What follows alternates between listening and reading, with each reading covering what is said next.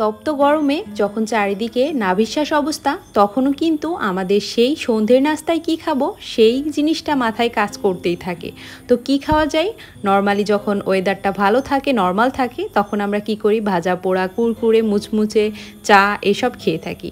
তো এখন যে পরিমাণ গরম, এই গরমে আসলে এইসব ভাজা পোড়া খাওয়ার কোনো অবকাশ নাই, যেখানে চারিদিকে হিট স্ট্রোকের পরিমাণ খুবই বেড়ে গিয়েছে। তো সেই জন্যই বাসায় তৈরি করে ফেলেছি এই মজাদার ফালুদা।